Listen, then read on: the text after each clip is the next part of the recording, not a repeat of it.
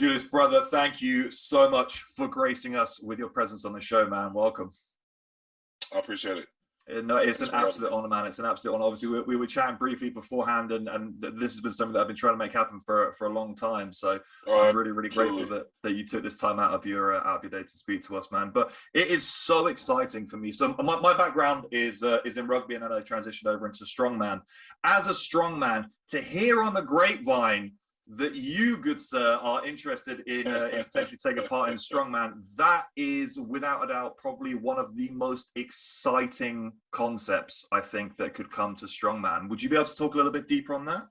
Yeah, so and I want to go ahead and clear the air. I'm not by any means saying that this is going to be an easy task. I know what strongmen do and the work that they have dedicated, put towards training and travel and competitions. Like, I know. So by any, I'm not trying to downplay it. Like, I'm just going to come in and just sweep it. I know it's tough, something I'm going to have to work at. I'm going to have to build my body up for it. So I'm just excited, man. I just want to, you know, there's something about furthering yourself, whether it's education or education can literally be in the physical realm and mental realm. So we don't never look at education as far as being in the physical realm. Yeah. So educating yourself specifically for your body and growing your body and changing and being able to be dynamic, versatile in multiple sports. Something I've always been great at.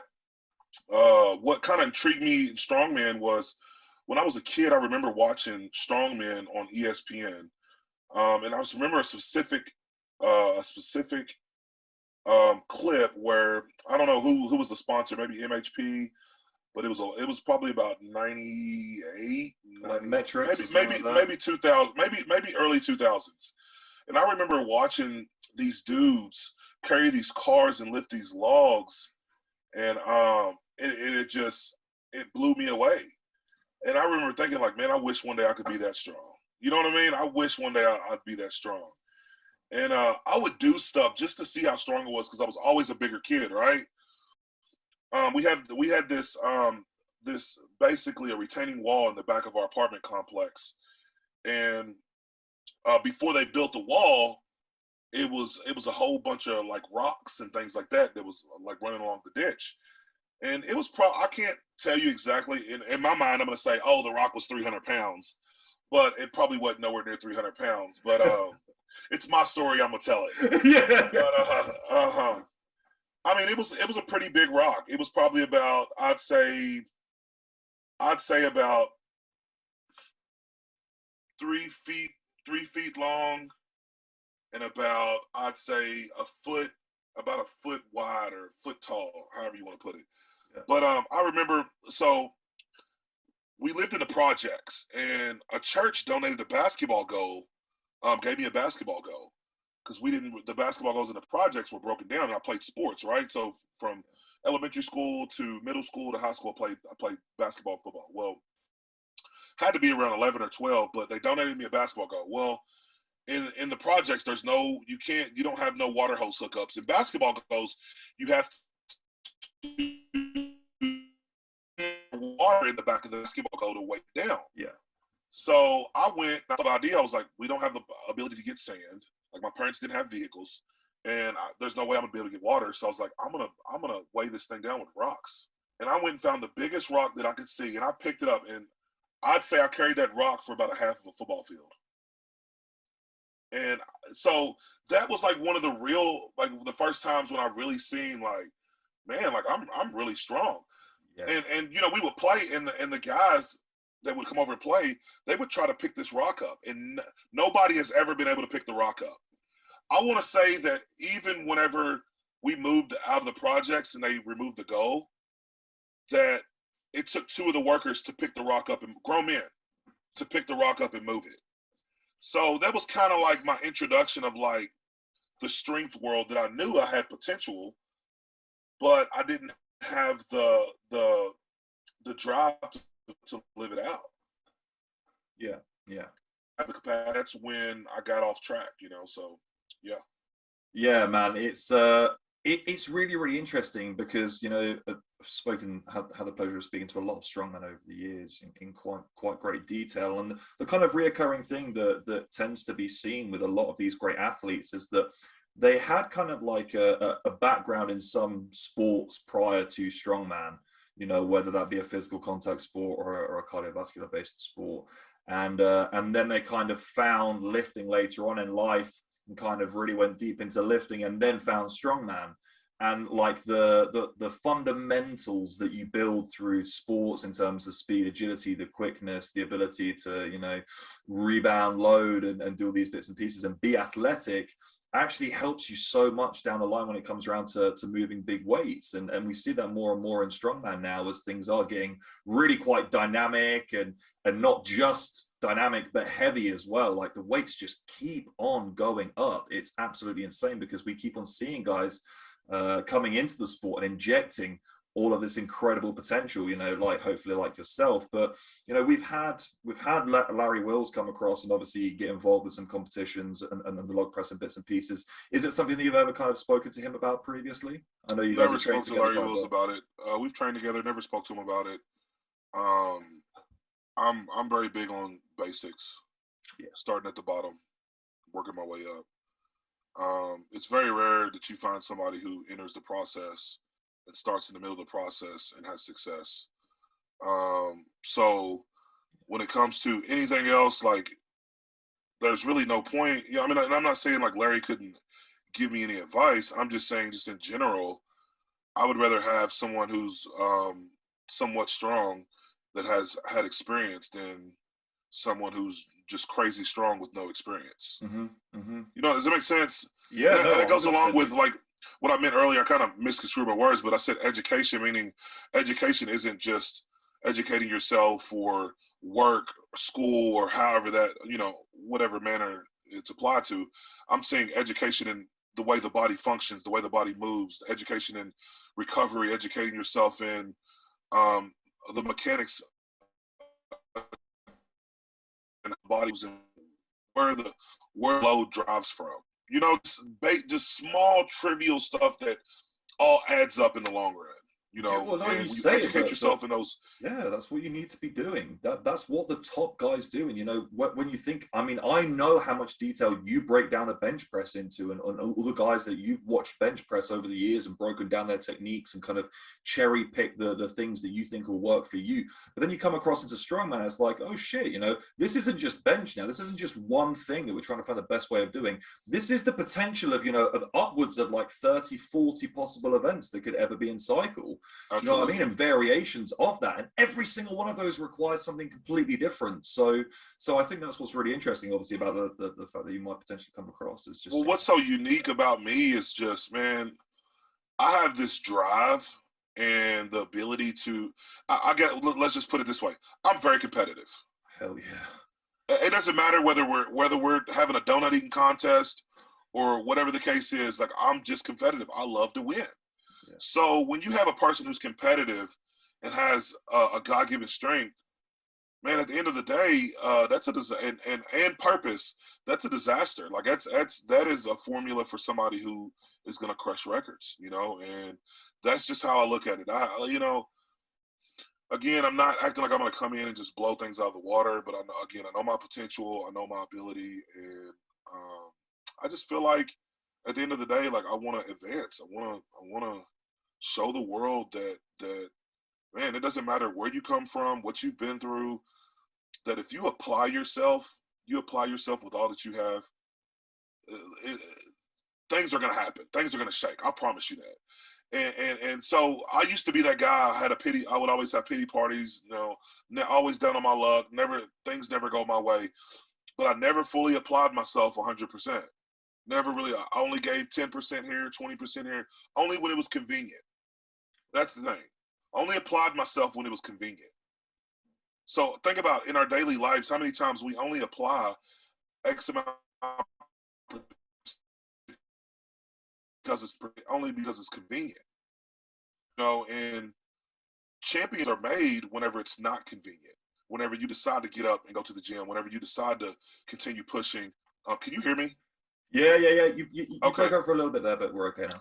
For some reason, it says my connection is, but I got full connection, but saying it's unstable. But and again, like I said, I just want to show people that no matter who you are, where you come from, um, you're good.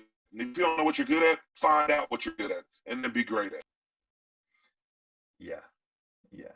And I think that's the thing, is that people want it so quickly. Do you know what I mean? Like, I feel like so many people come into the, and I think I've spoken to a few people on this before, is that, you know, you look at the introduction into social media, into society, and that's kind of skyrocketed, because you then have that like competitive nature. You can then see all of these people around the world that you never would have been able to have access to seeing in their training, and you can look at their numbers, and you can do all these different bits and pieces, and you can compare yourself.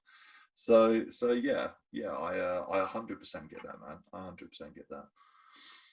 But I'm interested, just to kind of take it back, looking at your bench. I'm really fascinated because, of course, you know, listening to your story and bits and pieces, you know, before you even really got into the fundamentals of training and coaching and being coached, you were already like the best part of a 600-pound bench presser. Am I right? Yeah, so it's crazy because my first competition, like legitimate competition, sanctioned event, I think I benched 625 bench press.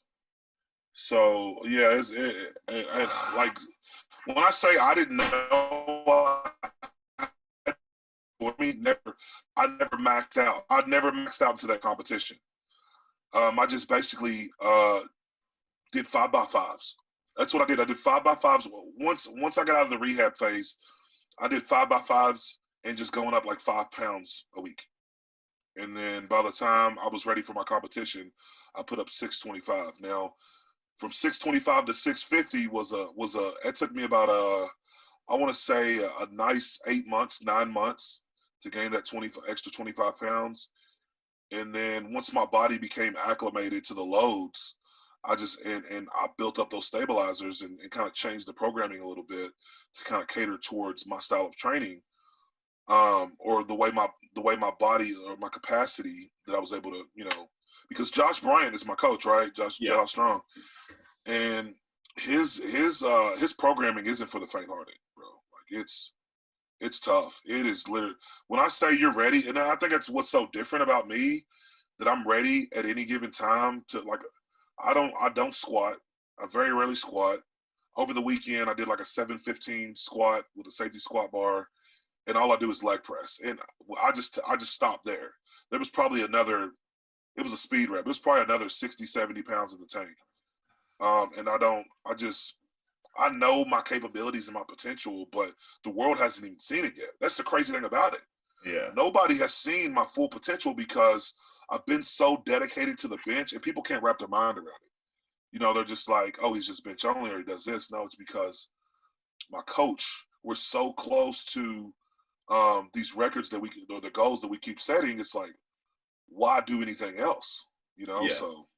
Well, on that, I'm interested because, I don't know, it's the competitor in me, and not that I'm anywhere close to a stage of ever holding a world record of anything currently. But, you know, I know that the grind and the focus is for that 800 now, right? You're so hungry for that 800. But let's just, I mean, we know it's going to happen because it's you. So you're going to hit 800, man. When you hit 800 and you've sunk that 800, is there not going to be a part of you that's like, I wonder about 850? I mean, you know what I mean? Like, where does it stop, bro? Where does it stop? I caught myself getting up in it. But here's the thing. The more I keep doing that, the more I'm saying no to my kids, the more I'm saying I'm adding more things to my plate, because it's a little, I feel like when it comes to bench press, I have to really work. I have to, believe it or not, I have to work hard for it. Like, some people look at my bench and they're like, oh, it just comes natural. No, it doesn't. No. So everything has to be programmed about bench press. And when you're a bench only guy, there's not a lot of guys that train bench only. So it's just hard when it comes to that dynamic, because a lot of the guys that I usually train with, they're full power guys. Yeah. So we have to rearrange our days to train together. So it would just be easier if we could all be on the same block and train together, whether I'm doing strongman because I got a buddy now that's training strongman, or full power. So because I just think I'm solely dedicated to bench press, and I've been like this for a while now for this 800. It's like, man, I'm just ready to move past it. I'm just ready to be done, move past it, so I can move on to other areas of my life, because I'm only getting older, you know. And as you get older, your body starts to break down. So as I'm in my peak season of life, I want to make sure that I give some of my best years to strongman as I'm progressing in strongman. Hell yeah, man.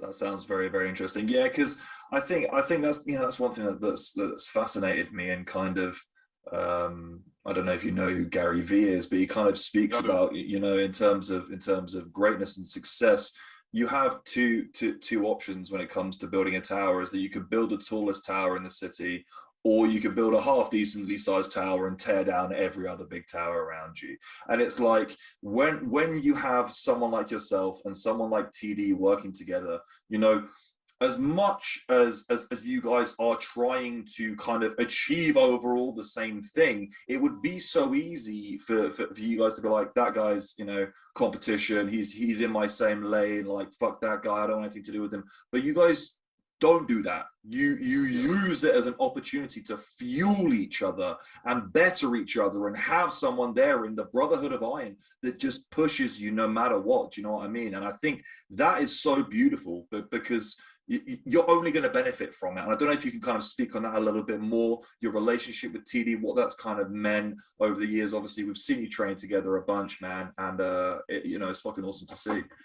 Yeah, some of my best lifts were at East Race Muscle, where TD trains at. I met TD, I want to say, in 2017. Yeah. And we met because I found out this guy out of nowhere, a young kid, and he was like benching like 600 and something pounds, like right around me. It was me at the time of my rising was Josh Morris. Josh Morris was a 644 bencher. Thomas Davis, I think, was and I was around 650.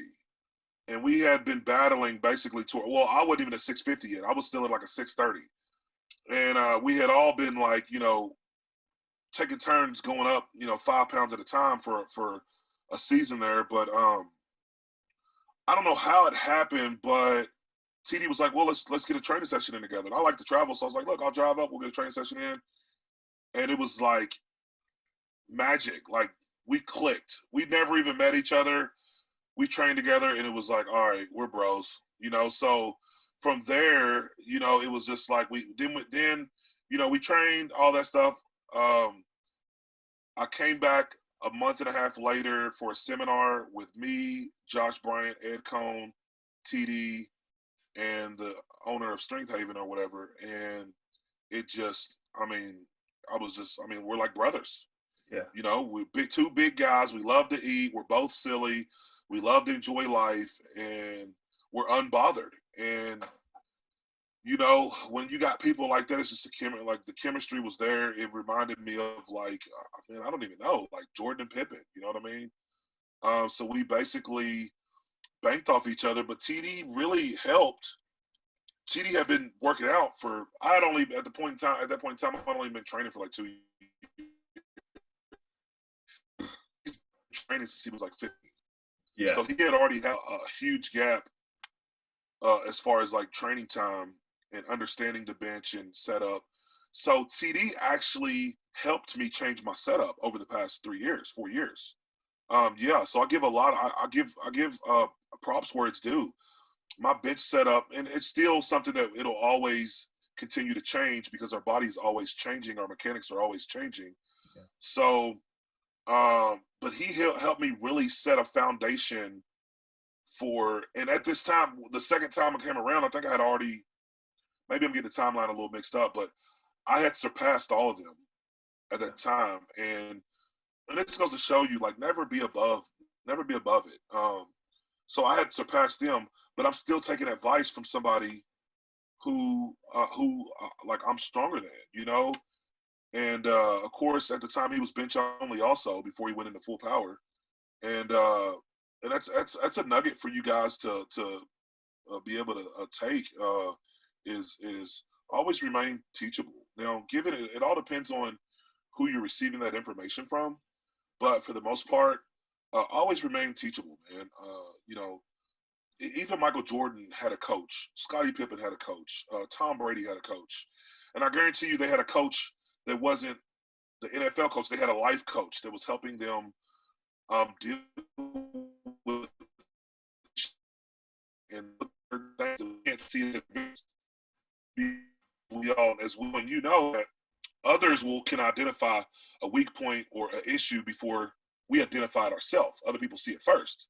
So nowadays in this toxic gym culture, you have all these kids that think they know everything.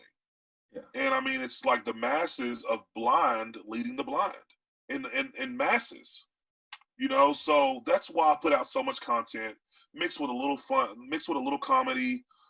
That's me. That's my lifestyle. I'll never change it. I'll never change who I am for as far as like for the world. I'll never cash in, you know, when it comes to that. Like, this is me. This is what you're gonna get. If you don't like it, sorry, kick rocks. You know. Yeah, but authenticity sells, man. Do you know what I mean? And I've spoken about this on so many different occasions. Is that you can only keep up that facade for so long. Do you know what I mean? It's like you can only be that fake version of yourself for X amount of hours a day, or under X load, or under X stress. Then the real you starts creeping out, and people actually see it. When you try and hide behind that shit, it only works for a certain amount of time. People love you because you're you, and you are 100% you 100% of the time. And we know that. You know what I mean? Like, people respect that because there are so many fake people out there today spouting shit. And I'm dealing with it. I still like, I deal with it still today, and I'm sure that this will pop up. So, but for example, you know, Daniel Zamani, I have nothing against him. Of course, he's not talking to me right now. He's a little butthurt over a video I reposted. But again, I'm unapologetic. I don't like, if you're offended, like what I told him, I said, if you're offended over something like that, then bro, you're in the wrong sport. Yeah. Because I've dealt with this for years, and the internet's going to do what the internet does. People are going to have fun. But I shared a video of a guy basically mocking his video. And but here's the thing: what do you expect? You come out of nowhere with no validation, no previous history of any training or anything, and you expect for people to give you this pedestal and put you on this platform when you haven't earned your position. I've earned every single victory that I have today. I've put in literally blood, sweat, and tears. Yeah. And for somebody to come and try to basically, I'm not gonna say, listen, it's all fair game. If the weight's real, I'll give credit where it's due. I've said that from the beginning. But like, don't, again, be yourself, be authentic. And from what I see, things aren't authentic. Things are just off, man. And I don't know if it's their culture or what, but when I say I get messages on a daily of people that know him or that have been in the gym with him or that are in the gym with him, one, he won't let people work out with him. Two, is they say something is really, really fishy. So if somebody in your own gym is saying something is fishy about what you're doing, how does that not raise a concern? You can validate anything. For example, we can do social media, we can make posts anytime we want. I'm just saying, what would stop him from taking his time to go and weigh all his plates to prove to everybody, hey, look, this is real? You know what I mean? What's stopping him from doing that? Like showing, like sitting down in front of people, showing the process. If you care so much about what you do, like, you would go that extent, right? I mean, you would think, or show up to a competition. That's exactly what I was going to say. Put your money where your mouth is. Like, if you could actually do it, why the fuck would you not just show up on someone and be like, hey, I heard you've been chatting shit, time to throw down some weights. That's the way that you prove it. That's the only way that you prove it. I've had people in his circle send me pictures. Like, and I told them I keep it confidential. Send me pictures of Daniel Zamani over the past 4 months at powerlifting meets. So it's just like, so and that's the frustration. It's not the really. I'm not even frustrated with that. That's fine. I'm really good. Like I like Brad Castleberry. It doesn't change my opinion on him. Like I really like. He's a okay dude. Whatever he does, whatever. But for you to say in his bio, he put first person to bench press 804 pounds. Like, there's no validation, bro. Like, I just don't understand. But anyway, I'm saying, like, I have actual people in his circle that have sent me pictures of him at multiple different meets, and I'm not gonna say who it was, but there's another influencer, probably one of the biggest in strongman. Just put it that way. One of the biggest guys in strongman, history of strongman.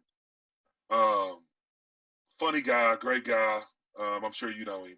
Yeah. He reached out to me and was like, "What's up with this Iranian guy? Why is he flaking out on everybody that's asking him?" Like people in his circle, like this guy's circle is saying, "Hey, look, we're gonna put on an event. Let's do this. And he flakes every time. Why? Like once you give the benefit of the doubt, twice you start to question it. But when it just keeps on happening, you're like, there's just too many things that seem to be stacked against you. And I'm not calling anyone a liar. I'm not going out there and trying to cause anything here. But it is very easy to settle these things. Like it's like painfully, simply easy, like way easier than flaking out of every single competition. You know what I mean? That's what I'm saying. Like there's never been think about it. There's never been close-ups of the actual plates itself. There's never been if you see, and this is one thing, like people used to say that I wore a shirt underneath my shirt. They said I wore a single ply vest underneath my shirts, right? So what did I do? I started posting bench videos of 700 plus with no shirt on, and saying, and I mock, I have a good time, and I tell people like, look, I have a shirt that's sewn into my skin. It's underneath my skin. It's sewn into my meat. Like that's where it's at. But no, I just like to have fun. I like to have fun. I like to joke. I like to have a good time. And it's just when the hardest part about it is I can't even enjoy the social media aspect of it. Like. With my fans, people that support me, because a lot of times my comments are so saturated with people that just come and just throw shade. You know what I mean? And I'm very big on responding back, to people who leave a comment or a message. I try my best to really do that. But man, lately it's just been hard because I can't even enjoy it anymore. I can't enjoy, helping other people because my messages or comments are so saturated with people that just say dumb stuff. How do you feel that Daniel Zamani broke your record? Or how does it feel to be last place? And not even thinking but that's not true, man. Surely you know that's not fucking true. That's you just got to get out of your own head, man. You can't be letting that shit hold you back. That's what these are nobodies, man. This is probably some fucking troll in the back country living in their parents' basement. They're 45 years old. They got nothing to fucking show for it. They got a tiny dick. They got a shit job, and they just to fucking take it out on you. But do you know what I mean? You're exactly right. No one successful is doing that shit. You're not doing that shit. Do you know what I mean? Absolutely. You have a valid point that you could go out and throw that shade, and you choose not to. Choose not to, man. And I'm not saying it gets to me. I'm just saying it makes it a lot harder. Yeah. To go sift through all that just because it's just extras. It's it's so some of the stuff that they say is so dumb. It's just I mean, come on, bro. These dudes, and now it really helps you to realize and see how the direction of our culture. I mean, it's scary. If it is scary, man. Where people will put an opinion out there that it makes no sense, and that they feel it holds weight. Does that make sense? What I'm saying? They'll throw an opinion out there that makes no sense, and sometimes it has nothing to even do with what we're talking about. And they're trying to argue a point. So I don't, man, you know what I do? I just block them. And I used to never block people, but I know that at the end of the day, if they're taking their time to come on my profile and comment and do all this stuff, then they feel some type of way. So if I block you, you're really going to feel some type of way, right? Like, you're really going to feel some type of way. You're not going to be able to. So I'm playing the same mental game you're playing with me, simply because, like, man, it's just dumb. It literally, and I've went seasons where I ignored it, where I would ignore this stuff. But it's just getting to a point to where, like I've always said, I'm going to prove it on the platform. When I blow past 800 pounds, I will not give him a chance. So even if it's real, because of the way he conducted himself, once I blow past 800 pounds on the platform, I won't give him a chance ahead. I won't give the world a head-to-head matchup. I won't, because of how childishly they. But he doesn't deserve that. Yeah, you don't deserve it. I'm not going to give it to you. So.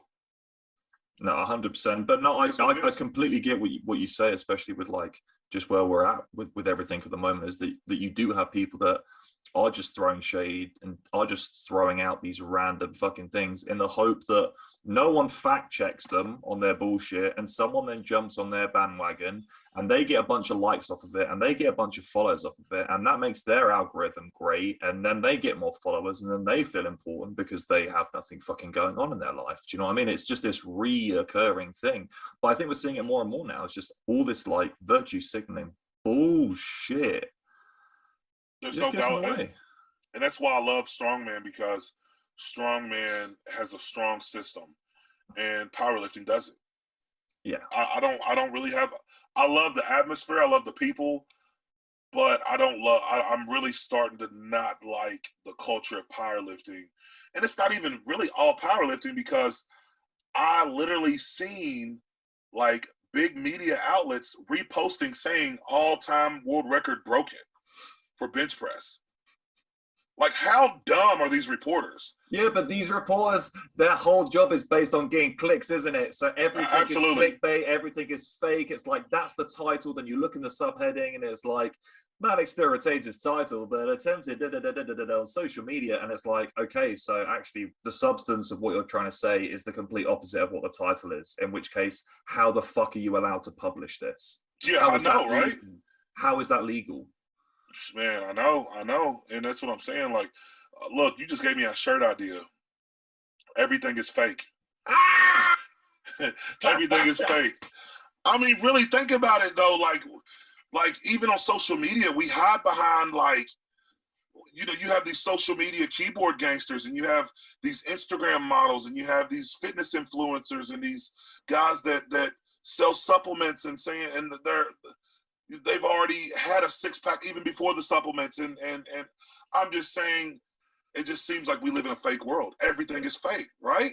Yeah, I mean, it's just crazy. I get that. No, but I you know what I mean? I think, just that notion excites me even more, because from the amount of time I've got to speak with both powerlifters at the very elite level like yourself, and strong men too, and strong women, is that is a massive distinction that people find that come across the strongman from powerlifting, is they just say that it's like a brotherhood, even on the world-class stage where you're competing against everyone is there rooting for you. Do you know what I mean? As much as they want to win themselves, everyone wants to see everyone succeed, because it only pushes the sport, and because it is kind of, it has lived a lot of its life in the shadows of powerlifting. Powerlifting has often got more eyes than strongman. We're now starting to see the influx of more views coming across to strongman, and interesting names like yourself, like Larry, like all these big guys that are also helping to grow the brand, and just the athletes themselves. They're so fucking dedicated at pushing this sport that it's kind of undeniable at this point, and I think it's really kind of gathered that traction that it needed. So the thought of you jumping on board and coming across, man, is it would be life-changing to the sport. If I'm being honest, I think it would be life-changing. Yeah, I'm excited. I'm ready to see what I have. Some obstacles I think I would have for sure is obviously my size. I need to drop a little bit of weight. Yeah. And not only a little bit of weight, but just learning technique. I'm strong already. I'm pretty sure I'm strong enough to do just about any event they have, but yes, the technique is what I need to learn, is what I need to get down. So, those are my only concerns. Yeah, I mean, I don't even think there necessarily need to be concerns. I think your father, you're Yeah. probably able to just smash most of it out, even if Oh, it's absolutely. 100% there. But regardless, man, I like to wrap up the podcast in the same way with everyone. And I know you've kind of you have spoken on this previously, but I'm interested to kind of hear what you might say now. But for a second, I want to change the tone just for a second, and I want you to imagine that you are stepping into a time machine and you're going back in time. And when you go back in time, the doors open, you are greeted with a younger version of yourself, 10, 11, 12 years of age, very, very formative years, where we really kind of decide the path that we're going to go down. Our environment is incredibly influential. And I'm interested to know, in those few moments that you get to spend with your younger self, what wisdom do you impart? What knowledge do you give them, if any, to help them navigate through that tremendous cycle of pain and suffering and angst and hunger, to get from where you were then to the man that we see today? What would you give to them in that moment? Man, that's a tricky, emotional, broad question, simply because if there was something I could tell my younger self, really it would deter me from who I became today. Yeah. Right? So I'm grateful for the process, but if I could give some real life advice, because like where I am with my relationship with my family, my wife, my kids, ultimately my savior, like if I would have went to the NFL, I don't think I'd have any of these things here today. If I would have, whatever the case was, if I would have went a whole opposite direction, and was just a successful person as far as in the business world, like I wouldn't have had the drive or the hunger that I have or that I had today when I first started. Like I wouldn't have found like we wouldn't be having this conversation, bro. So would I change anything? I wouldn't change a thing. All the pain, all the heartache, all the tears, everything that I've been through, that I've faced, and this is what makes me frustrated. Is because like I've battled depression, contemplating suicide, drug addiction. Grew up in a broken home, and like people act like that world record or this whole situation of Daniel and me, like they forget that I'm not defined by bench press. I'm not defined by who I am in powerlifting, bro. Like I'm truly happy now as a person, and to find true happiness is very, very hard to find. So I wouldn't, like I said, I wouldn't change any of this, but sometimes it is frustrating because that's all the stuff that I've went through, and I've made it out, and I'm alive, and I'm breathing, and I'm inspiring the world. So no, I wouldn't change it. No, I wouldn't. If any advice I would give is um, work hard now, play later. Work hard now and play later. Meaning, get your life in order.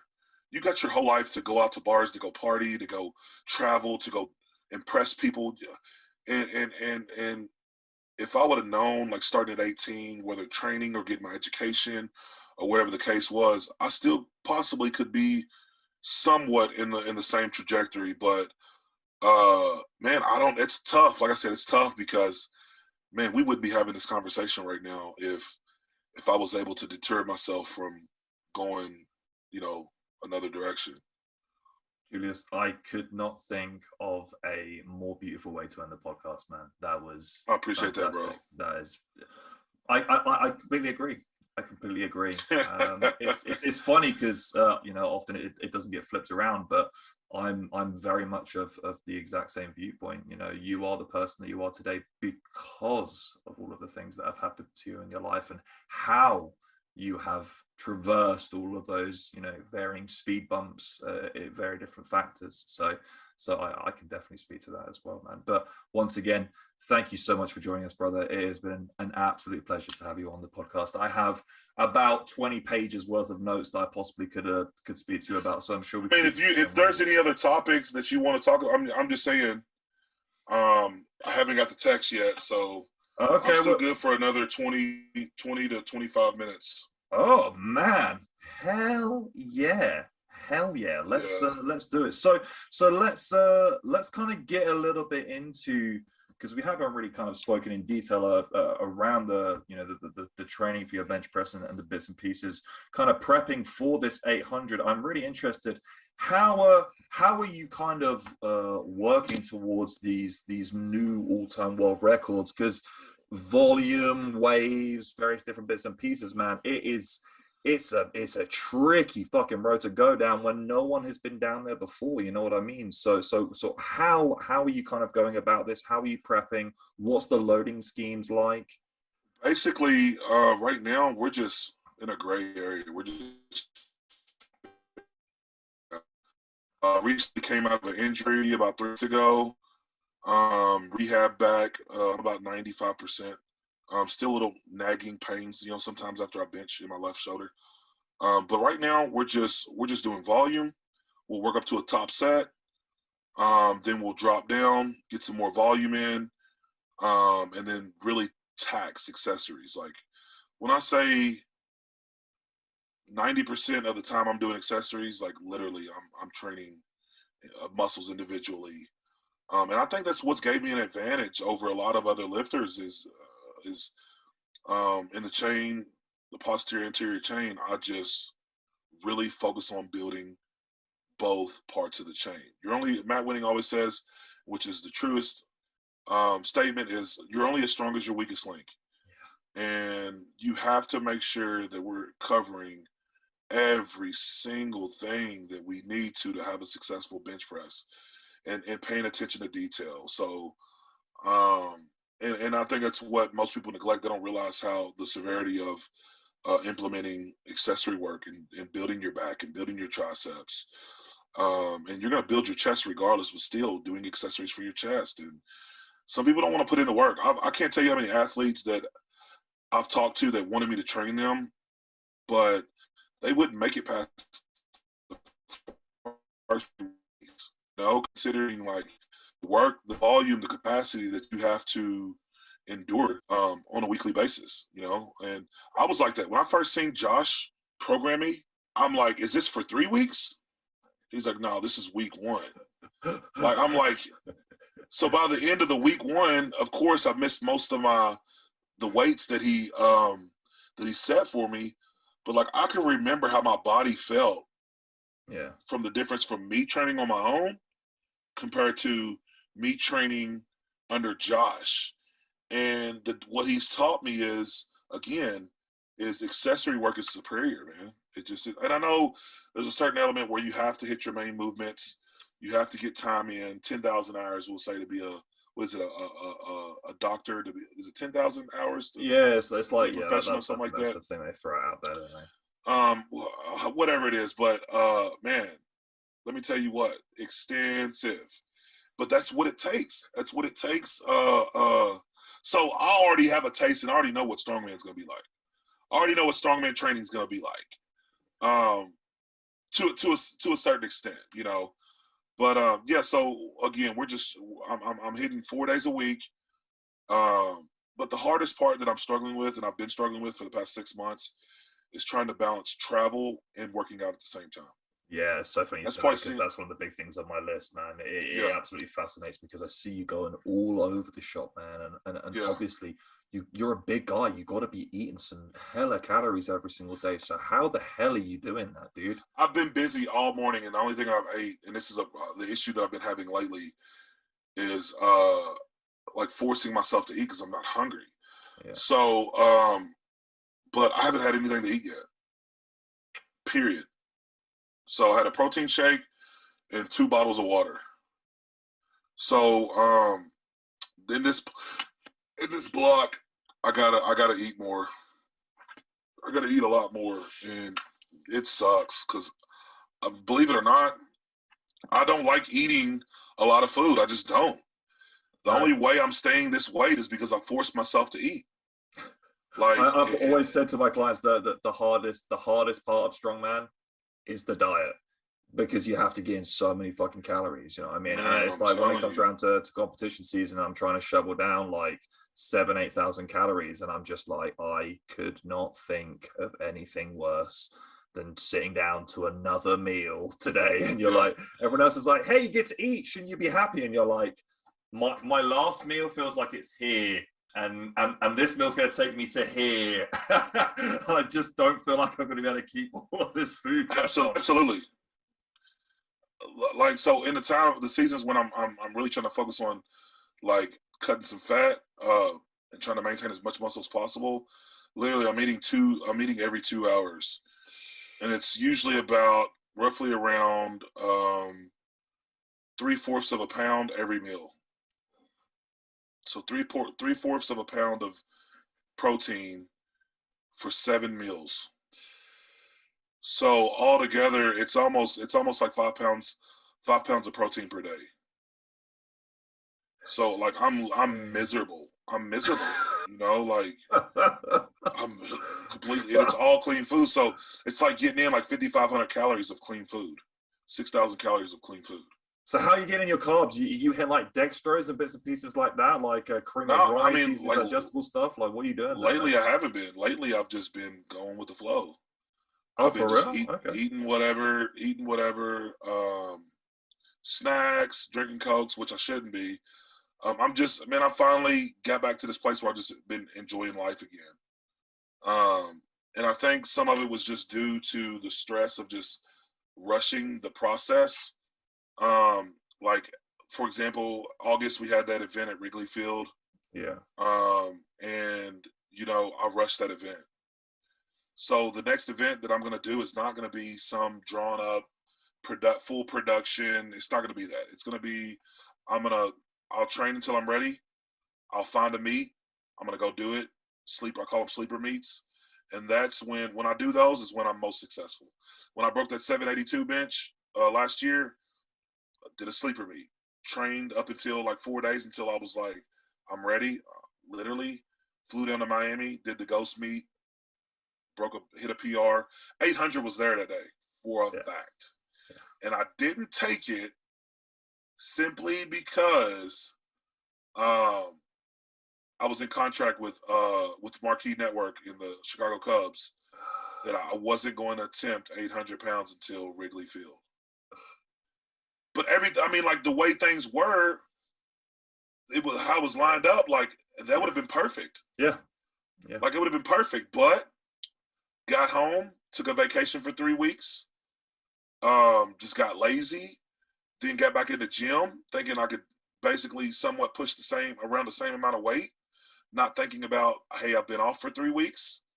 And it wasn't like I was doing anything crazy, but still, I should have started at a lower percentage. I think I started like 70%. And I love the way that you said that it was nothing crazy, but Julius, everything you do is fucking crazy. Your non-crazy is everyone else's inhuman, bro. Absolutely. And I sometimes I tend to forget that. You're like, it's nothing. You know, I'm just throwing like 700 around for reps. Like, it was nothing crazy. And everyone else is like, the fuck? I don't even deadlift that. I know. So like, and it's crazy because I don't understand why I would do such a thing. Like, why would, well, you know, like, I guess I just don't think about it. I'm just so used to being strong 365 that I've never took a vacation that long. Yeah. And me taking that vacation kind of set the tone for the next 4 months because I was just in this slump. I got hurt. I kept getting injured. I couldn't bounce back. Then in the process, I switched over, my supplements or whatever, and it took away from everything. You know, it just didn't. It wasn't how it used to be. So finally getting over this nagging shoulder injury that I've been dealing with for over the past year. And you know, we're looking to blow this out the water. Yeah, man. I mean, no doubt, no doubt at all. And I think it's one of those things, you know. I am a believer of that everything happens for a reason, and you know, I think what you're probably going to find is that, you know, you didn't hit 800 then, and you didn't hit 800 at the last meet because that wasn't your time. You know, Yeah. more eyes needed to be aware, more ears needed to be aware. You need to keep on spreading that message, because when you hit the 800, not if, but when you hit that 800, the world's going to know, and it is going to be definitive. And that's what I keep reminding myself. Like, it's all worth it, man. It's going to be worth it. My daughter asks me all the time. She says, "Daddy, when are you gonna get stronger? Are you gonna go and break 800 pounds?" And I'm like, "Baby, I'm gonna break it." You know.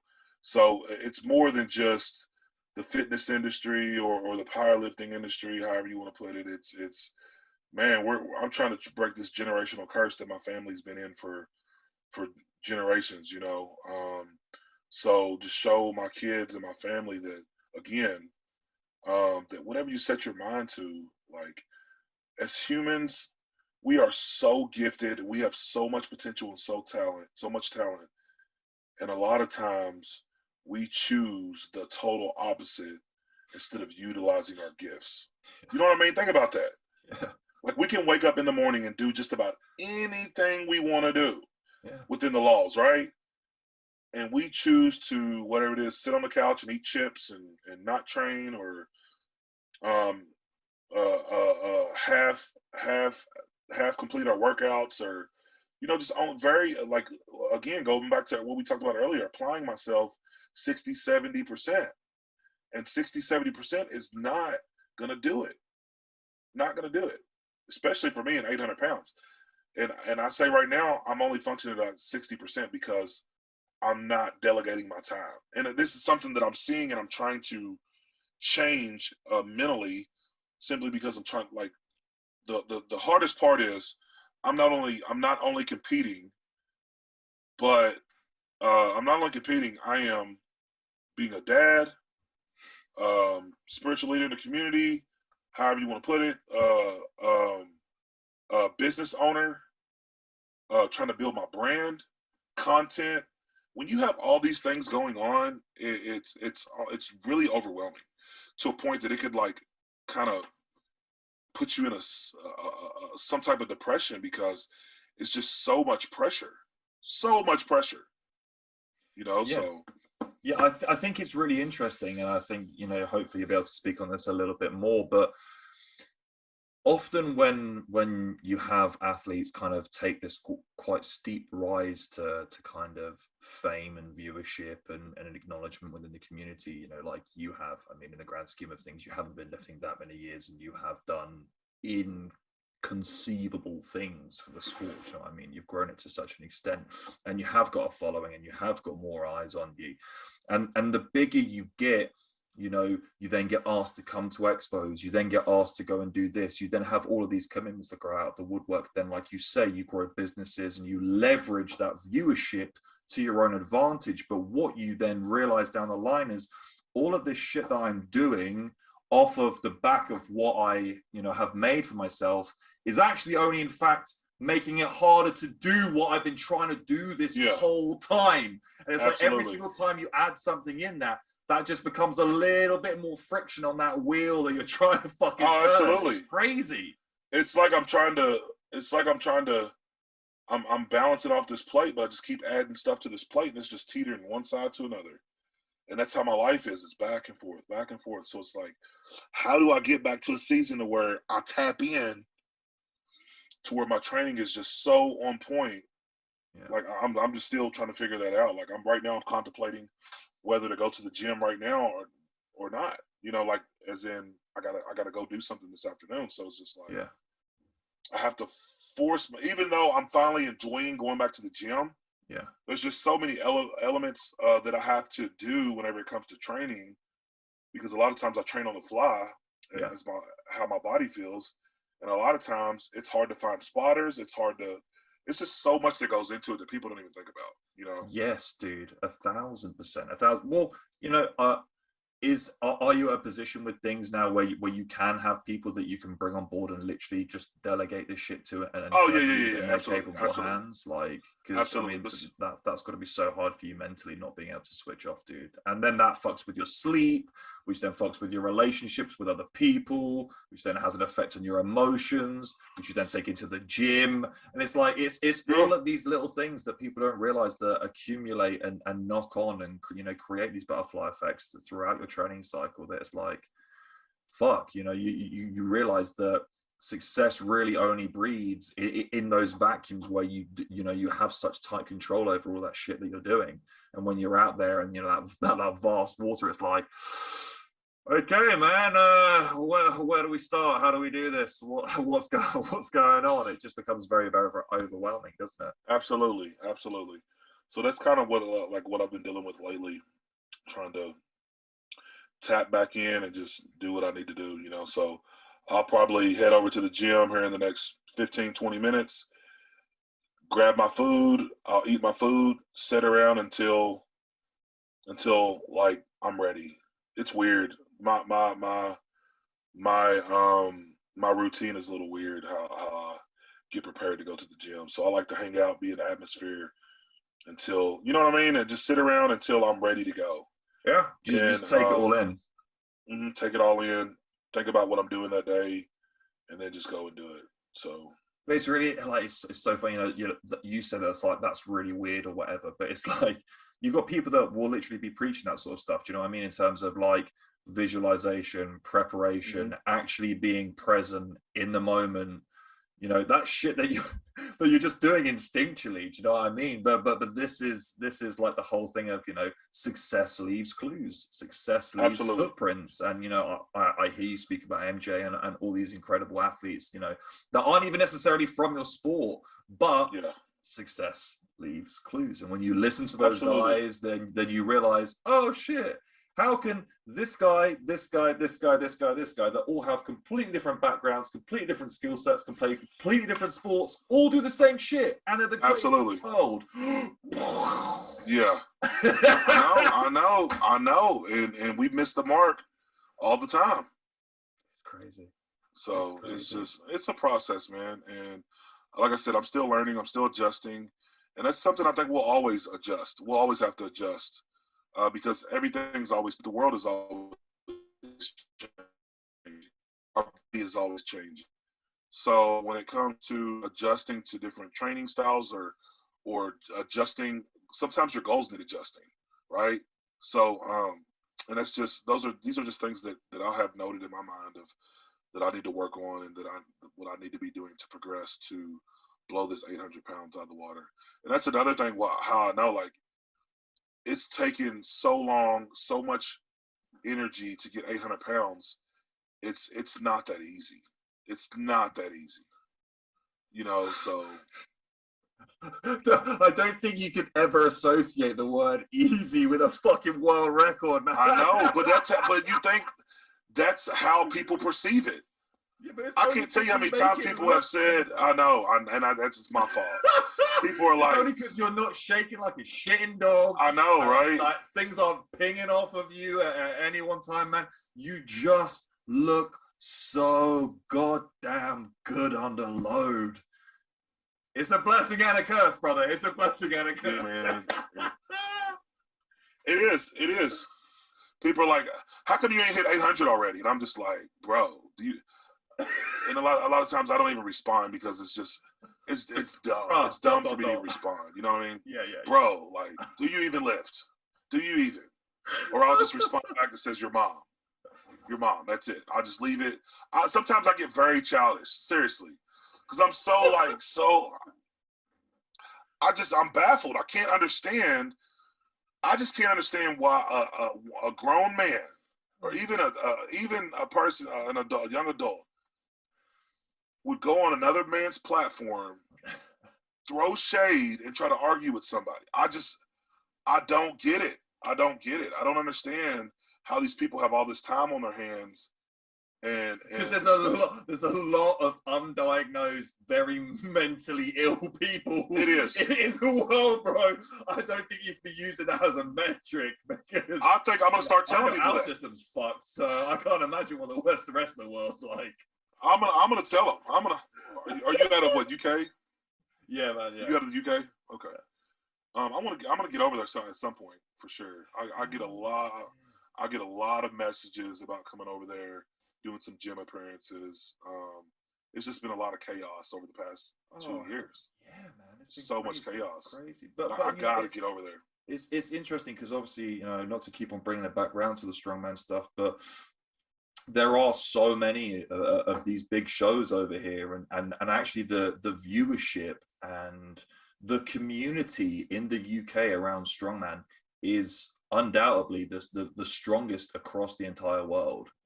Even like from just the viewership and the attention that you get in America, it's insane for how small of an island and how little people there are here. Just how many people are absolutely in love with strongman. It's something that's been in our community at Christmas time generationally for years, going back to Jeff Capes and Magnus and all those guys. It's like it's really interesting because I think to seeing you at a few of those competitions, not even necessarily competing, but actually just being there and being in that environment, dude, I think it would be magical for you, dude. Well, most of my viewers or people that visit my profile or watch my videos across all platforms, it's either the UK is number 1 or number 2.